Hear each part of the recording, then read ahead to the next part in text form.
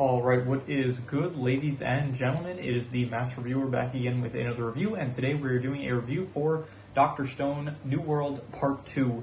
I finished watching it today. It's a few hours after I finished watching it, so it's not completely fresh in my mind, but it's fresh enough since I did finish it today. We're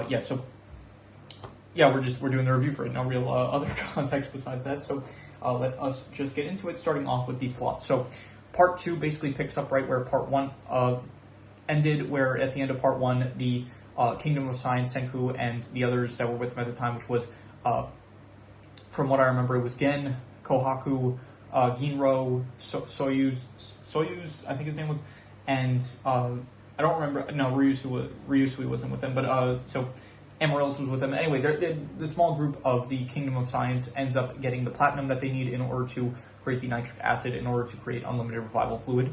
And so the beginning of the second part of season, it is confusing with the whole like parts and the seasons and stuff, but we'll say season, we'll call it part of the, I don't know, whatever. Anyway, so the beginning of the season, we'll call it, I don't know what else to call it, but at the beginning of the season, basically, there's a lot of time focused on actually reviving the crew members that were not initially, but in the first part of season 3, the ones that got petrified. There is, like, the first few episodes, kind of the Kingdom of Science trying to unpetrify them, and from there, afterwards, everyone kind of gets unpetrified, and then it becomes a battle of, there's a lot of emphasis placed on Maz. Maz is basically the Hyoga or Tsukasa of this season. Basically, he's like the big, strong guy that like they have to fear because he could like easily kill anyone at any time, basically. So there is like kind of a 3 different factions, which is Maz, who's like a rogue agent, the Kingdom of Science, and Ibarra, who is revealed ultimately this season to be the one that is truly controlling everything. He is the one that is like there's no actual master that he is serving. He is the one that he's just using the silhouette of the master kind of to manipulate the people around him, specifically what's her name, Kirisame, that she is serving someone that she is not actually serving. So so basically the rest of the season is kind of just a battle between Maz, the Kingdom of Science, and Ibarra, but they're kind of working with each other, Maz and the Kingdom of Science initially, but they know that they can't actually trust Maz because he is just going to betray them once he has access to the petrification weapon. And so basically the season is a battle of wits. This season definitely feels much more compared to the previous seasons. The previous seasons, it felt much more like, okay, we're planning stuff out, and then we are going to use like our plans in order to stop Tsukasa or whoever it is that they're fighting at the time.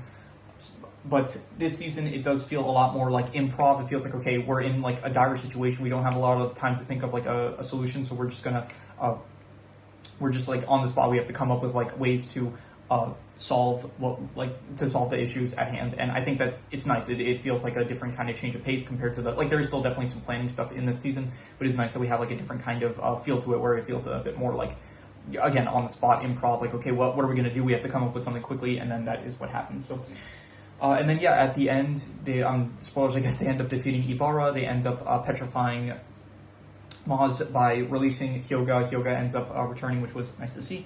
And then they end up, it's like a battle, it's like a back and forth kind of, not a cat and mouse game, but it is very much a battle of wits between Senku and Ibarra. Ibarra is definitely, up until this point, he even states it multiple times that he is like the most cautious like person that has been in the show so far. Like, he's very cautious with his plans and stuff, and he makes sure to not like leave any loose ends, I guess. And so he ends up destroying the silhouette of, not the silhouette, he ends up destroying the petrified previous king, I guess, the previous master of like the treasure island that they're on, and he ends up he takes Kohaku's earpiece, and so he ends up finding out about Senku's plans and stuff. So he is definitely a very he's not like as threatening as someone like Tsukasa. Like, he doesn't have the strength on his side, but definitely he is very manipulative. And I would say like all the villains up until this point, Tsukasa, Hyoga, and also Ibarra, like all of them are pretty smart to an extent, but he is definitely the one that's like the most cunning in terms of like coming up with like, I guess, just being cautious about his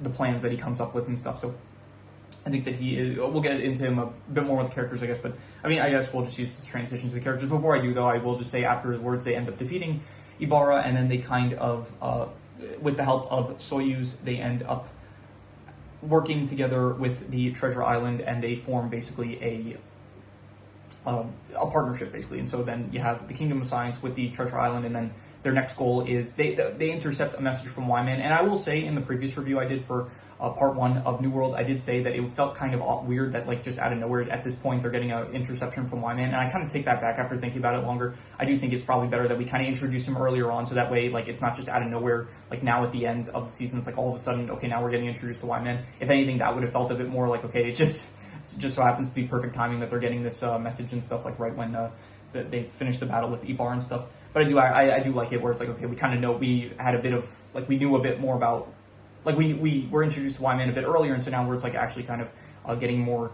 details about him and stuff. So so basically just like the criticism I had about Wyman in the previous review, just probably ignore that because I don't actually really think that anymore after thinking about it a bit longer.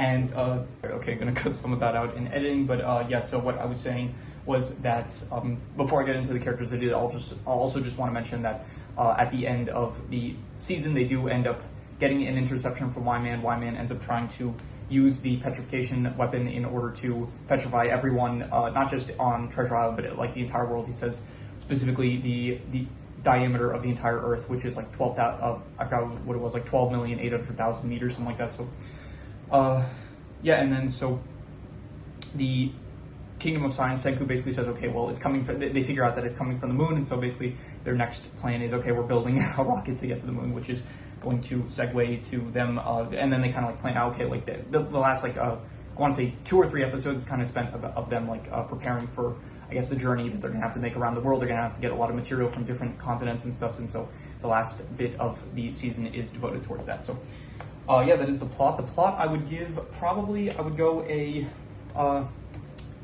I'd go like an 8 out of 10. I would say it was a great plot. I did like it. Definitely once again, the improvising aspects of the conflict that they were in, where this season it felt like there was a lot less planning and a lot more just like on the fly having to come up with stuff to defeat their enemies or the challenges that they face. I like that. And yeah. In terms of the characters, I'm just going to go over the new ones, or the ones that have a bit more of a role. You do have, in this season, it's nice that we actually revive all the characters that were petrified in the last season. I thought that was good. It is kind of like a bit unrealistic, unrealistic is not like the criticism I want to give, because a lot of stuff in this is, I guess, also unrealistic in terms of like all the petrification stuff, but is feel a bit like unbelievable that, like, okay, the people get, all these guys, they get turned to stone, they get shattered, and then they're dumped into the ocean, and then it's like they're able to recover every single body part of theirs from the ocean. It just feels a bit unlikely, I guess, but whatever. Not really anything that ruins the show for me. In terms of characters, though, you do have Ibarra, who, once again, I did think that he was a great villain. A bit of a different take, because up until this point we had Tsukasa, we had Hyogo, and they were a bit of like the same class of kind of villain, of like just a big strong guy but with like slightly different ideals.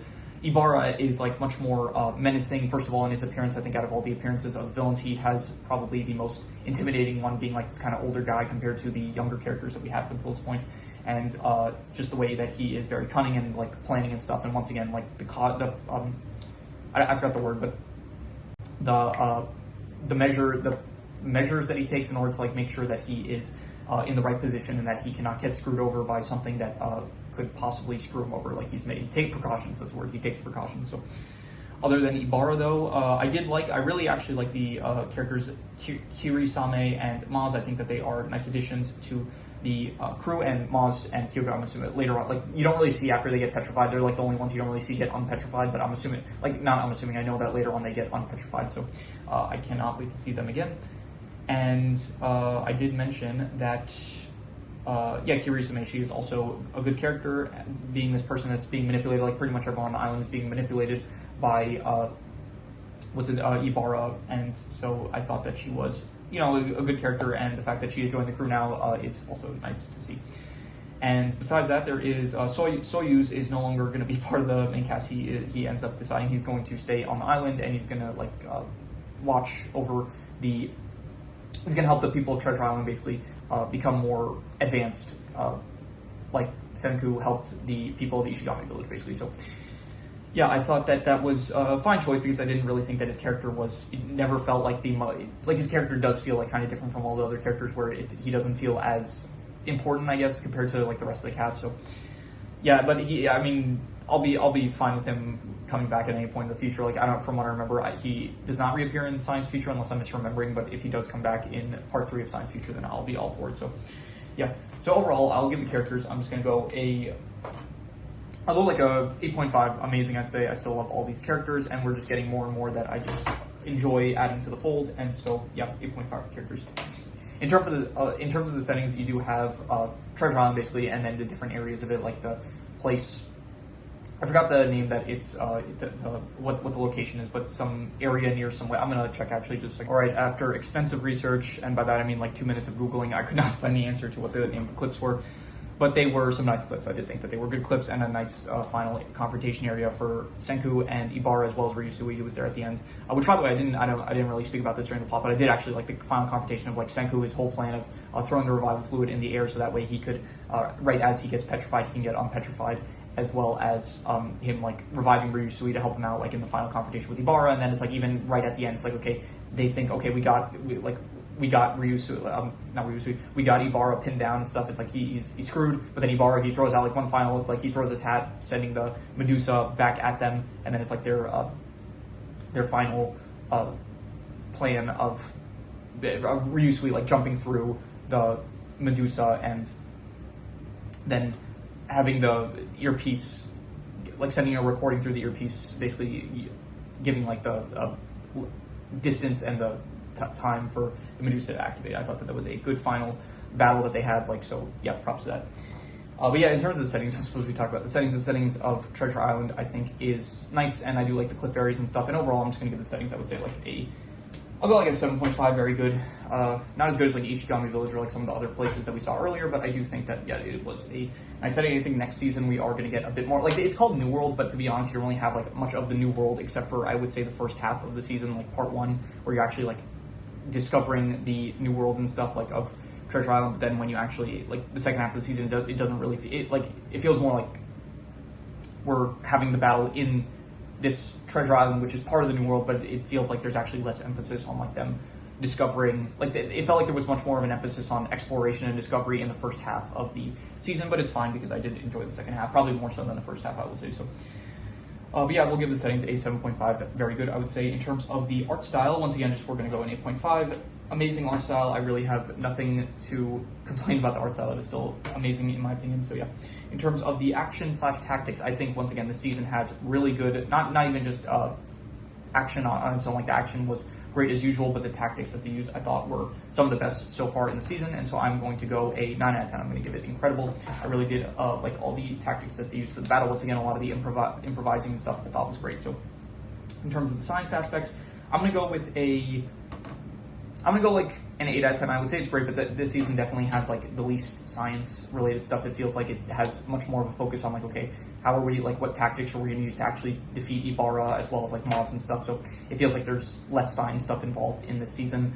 So off the top of my head, like they did make the fidget spinner thing and the I think wire they made, if I'm not mistaken, and the gun. Obviously, they also do make the gun this season, but overall, like they do have more science stuff in previous seasons, and this season it feels like there's less like big stuff that was created. So in terms of the comedy, this season felt like there was like, I couldn't really, this feels like a much more serious season compared to some other ones, but even so, I would still say that the comedy was, I'd go like a 6.5, I'll say, good. Like, I don't really remember much of the comedy, but I'm sure that from what I remember, it was good comedy. Because the show has been consistently good with its comedy. It's just not really the highlight in some cases. By the way, I am thinking about it now, and there are some characters that I just forgot to mention. I do want to actually mention that at the end of the season, they do end up reviving Tetsukasa using the effects of the petrification, so it was very nice to see Tetsukasa return, and he's going to be a main staple character moving forward, which I am excited to see. And there is also, at the end of the season, they do end up introducing, his name starts with M, and I don't remember it. What is his name? Matsukaza, yeah, he is the... he was petrified like years ago, like way before everyone else, which I'm not exactly sure how that works in the timeline, but even so, he had a master that looked exactly like Ginro? Yeah, Ginro, right? If I'm not mistaken. Why am I not remembering his name? It's Ginro. I'm almost like 100%. I'm almost 100% certain that his name is Ginro, but for some reason I'm doubting myself.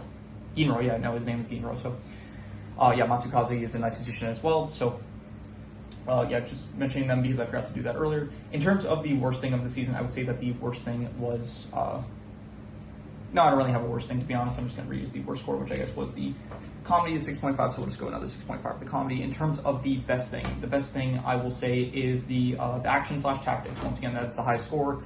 I gave a 9 out of 10, so I'm just going to give another 9 out of 10 for the action and the tactics that they use, because it is very good tactics that I do like a lot. So, any extra notes I have? Let's see here. I said this season does feel like a bit more improvised with like the tactics that they use and stuff, so I did appreciate that. And I don't know if I mentioned this, but it does feel like the conflict does end a bit early. Like, you do have the conflict actually ending in, like, I think the 7th or the 8th episode. I think it's like the 8th episode, and then you still have like 3 episodes left, but it's fine because they do use it to kind of plan out what science, like they do. I think for all the seasons, they do kind of take the last few episodes to I don't know about if they did it in the previous seasons, but it's fine if they're using like the last few episodes to plan, like set some groundwork for stuff that's going to be later on in the coming season. So I don't have a problem with that really. And yeah, I did mention also my retractment of like my why man statements and like the last review that I did. I don't really think it's a problem that they, like I said, like, oh, why are they doing it now? This feels kind of random, but I feel like it would have been even more random to just have this now, like right after they end up defeating Ibarra. So I don't really mind it. If anything, it doesn't feel random for them to get it before they end up getting to Treasure Island. So yeah, that is all the extra notes I have, so I'm going to do the calculations. So King Crimson. All right, so it ends up coming out to about an 8 out of 10, which would be great. And I think I would give it higher than that. I think I would probably go about an 8.5. I think I would say that this season was amazing, and yeah, this is just another very solid season of the show, so I'm gonna give it amazing. I don't think it's incredible. I do still think that, like, I think, what did I give? I think I gave the first season, I think I said was a 9 out of 10. I don't think this is a 9 out of 10, but I do still definitely think that this season was an 8.5 at the very least. Definitely amazing, I would say. So yeah, that is pretty much all there is to it. So if you have any recommendations, any shows, movies, video game stories, anime, manga, web series, anything that you want me to review, leave it in the comments and I will maybe possibly check it out. With that said, that is pretty much all there is to it, so let's leave it at that.